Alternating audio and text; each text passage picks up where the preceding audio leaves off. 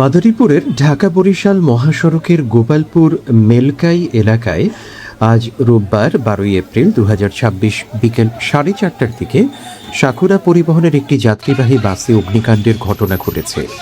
চলন্ত অবস্থায় আগুনের সূত্রপাত হলে মুহূর্তেই তা পুরো বাসে ছড়িয়ে পড়ে এবং এলাকায় আতঙ্ক সৃষ্টি হয়। প্রত্যক্ষদর্শীরা জানান, বাসটিতে আগুন লাগার সঙ্গে সঙ্গেই যাত্রীরা আতঙ্কিত হয়ে পড়েন।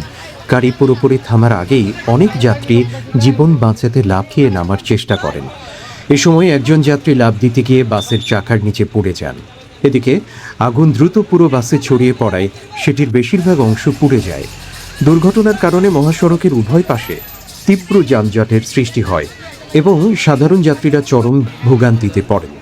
খবর পেয়ে ফায়ার সার্ভিসের একটি ইউনিট দ্রুত ঘটনাস্থলে পৌঁছে আগুন নিয়ন্ত্রণে আনে। পুলিশ ঘটনাস্থলে উপস্থিত থেকে যান চলাচল স্বাভাবিক করার চেষ্টা চালাচ্ছে।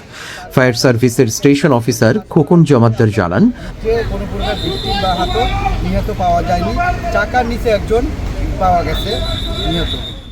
গাড়িতে আগুন লাগার পর যাত্রীরা দ্রুত নামার চেষ্টা করেন। গাড়ি থামানোর আগেই অনেকে লাফিয়ে নামতে গেলে একজন চাকার নিচে পড়ে যায়।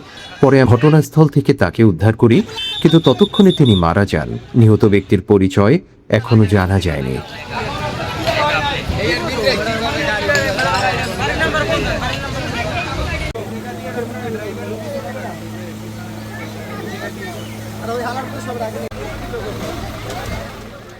শেখ সাদি, FVN নিউজ ডেস্ক।